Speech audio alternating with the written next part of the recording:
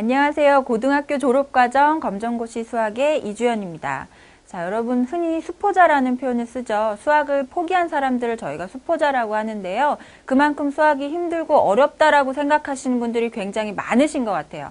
자, 그런데 검정고시 수학은 꼭 그렇지만은 않습니다. 여러분이 유형을 잘 파악하고 계신다면 오히려 합격에 도움이 되는 효자 과목이 될 수 있습니다.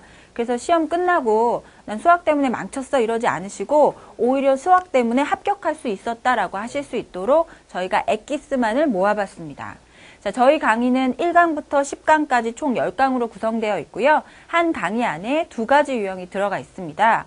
수학 문제는 20문제입니다. 그래서 1번부터 20번까지가 거의 유형이 정해져 있다라고 해도 과언이 아닌데요. 그래서 저희 노른자 수학에서는 2014년 고등학교 졸업과정 검정고시 시험을 대비해서 공식과 유형을 조금 더 체계적으로 정리했습니다. 핵심이 되는 공식을 먼저 보시고 그 공식을 외우실 수 있도록 제가 자세히 설명을 해드릴 거예요. 그러면 그 공식을 활용할 수 있는 기출 난이도의 유형을 통해서 예제를 통해서 시험에 잘 나오는 문제를 파악하실 수 있습니다. 자, 그럼 지금부터 저와 함께 1강 시작하겠습니다.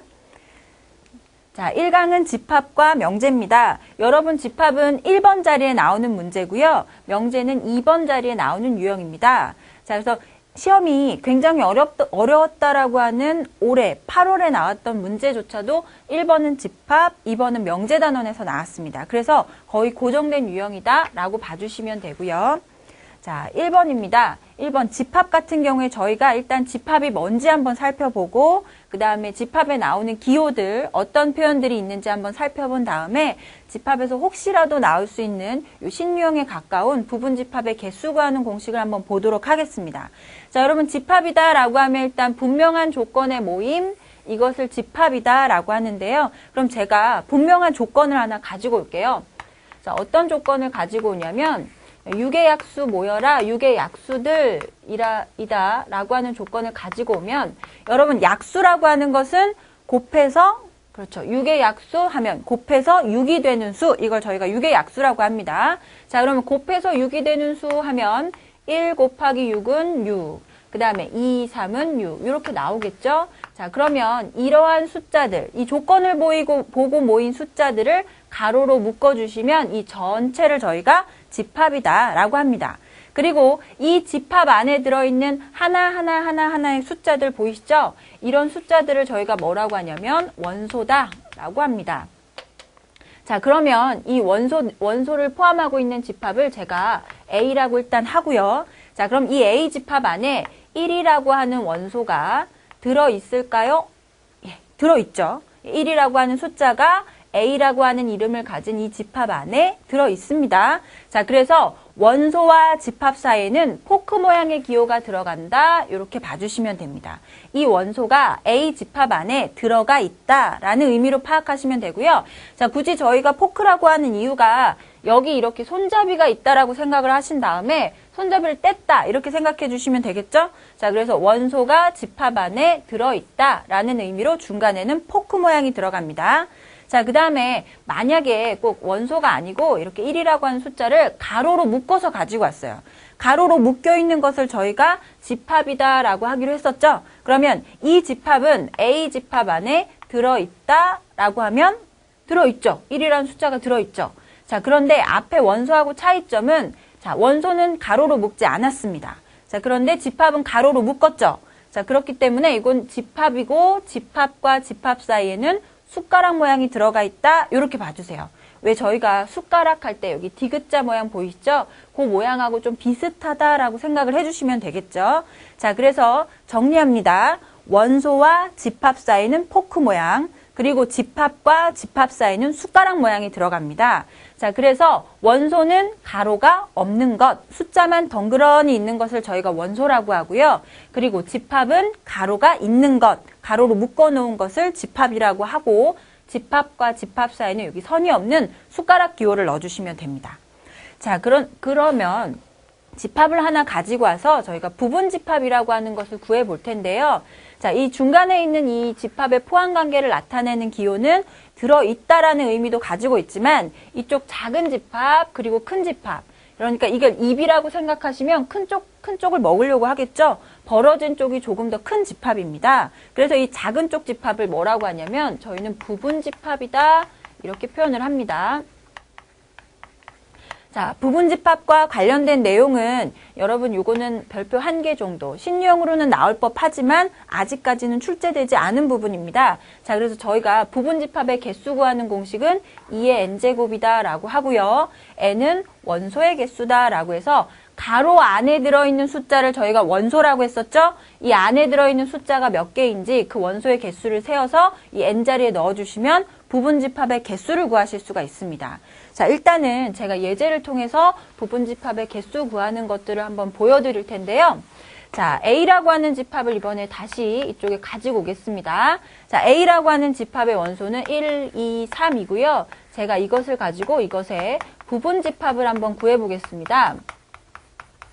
자, 부분집합하면 이 안에 들어있는 숫자들로만 구성이 돼야겠죠? 제가 다른 데서 숫자를 가지고 와서 집합을 만든다면 그건 A의 부분집합이 아닐 거죠. 자, 그러면 이 안에 숫자 1을 한번 가지고 올까요? 자, 이렇게 묶으면 이건 부분집합이죠? 자, 그 다음에 2를 가지고 와서 이렇게 묶어도 부분집합이고 3도 마찬가지입니다. 자, 그럼 이번에 원소가 하나가 아니라 2개인 경우를 한번 생각해 보시면 자, 1하고 2를 이렇게 묶으면 A의 부분집합이 되고 자, 1하고 3, 그 다음에 2하고 3도 마찬가지로 자, A의 부분집합입니다. 자, 이 경우에 이 2개의 순서를 바꿨다. 이것도 서로 같은 경우로 봐주세요. 자, 그 다음에 이번에는 1, 2, 3. 언뜻 보기엔 이게 똑같기 때문에 부분이 아니지 라고 생각하실 수도 있겠는데 그렇다고 이 안에 다른 숫자가 들어간 건 아니죠. 그렇기 때문에 이건 전체라고 하는 가장 큰 부분이다. 이렇게 생각해 주시면 됩니다. 자, 그러면 원소가 1개일 때, 2개일 때, 3개일 때를 한번 따져봤는데요. 그러면 원소가 없는 경우들도 있겠죠? 자, 원소가 없는 거. 원소가 없는 게 어떻게 집합이지? 하실 수가 있겠는데 왜 저희가 그릇도 음식이 없으면 빈 그릇이라고 하죠? 집합도 가로가 있는데 원소가 없는 것, 이것을 저희가 뭐라고 하냐면 공집합이다 라고 표현을 합니다. 자, 공집합은 부분집합이 되는 거죠? 자, 여기도 가로가 있기 때문에 그런데 이런 기호보다는 개정이 되면서 동그라미 한 다음에 옆으로 이렇게 선을 그어주시는 요와 같은 모양으로 공집합 기호가 바뀌었습니다. 자, 그러면 부분집합을 구해봤는데 부분집합의 개수는 그러면 하나, 둘, 셋, 넷, 8개가 되겠죠? 자, 그래서 8개의 부분집합을 한번 구해봤는데요. 만약에 이게 부분집합을 구체적으로 이렇게 구하지 않고 개수만 구하겠다라고 하는 경우에는 굳이 이렇게 다 쓰지 않고요. 자, 2의 n제곱이다 라고 해서 요 n자리에다가 원소의 개수를 넣어주시면 조금 더 편하게 구하실 수 있겠죠?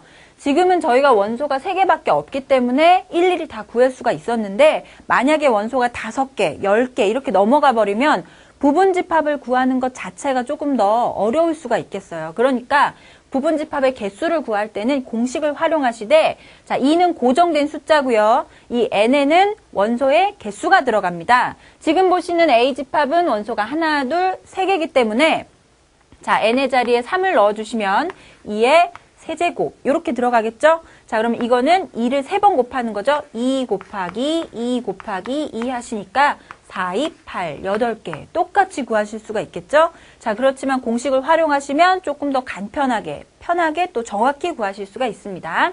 자, 그러면 저희가 대략적으로 이제 집합이라고 하는 것의 개념을 보셨는데요. 자, 예제를 통해서 이런 유형들을 파악해 보시도록 하겠습니다. 예제 1번입니다. 지금 보시면 지금 A집합이 주어져 있고요. 다음 중에서 옳은 것은 이라고 되어 있죠. 자, 그래서 저희가 중간에 들어가는 기호가 포크 모양인 경우하고 숟가락인 경우를 봤었어요. 그래서 원소와 집합 사이는 포크, 집합과 집합 사이는 숟가락이죠. 자, 원소는 가로가 없는 것. 1번은 원소입니다. 그렇기 때문에 중간에는 포크 모양이 들어가야 되는 거죠. 자, 이렇게. 그래서 1번은 틀렸습니다. 자, 2번은 가로가 있으니까 이건 집합이죠. 집합과 집합 사이는 숟가락 모양이 들어가야 되는데 포크 모양이니까 2번도 답이 아닌 거죠. 자, 그 다음에 3번을 한번 보시면 가로가 있습니다. 3, 4. 아, 그러니까 이건 집합이 되는 거죠. 집합과 집합 사이는 숟가락. 맞고요. 자, 그러면 3, 4가 들어있나? 봐주세요. 아, 그런데 3은 있는데 4는 없죠. 그러니까 이건 들어있지 않다. 이렇게 선을 그어주시면 이 선을 그은 표현이 오히려 맞는 표현이 되는 거죠.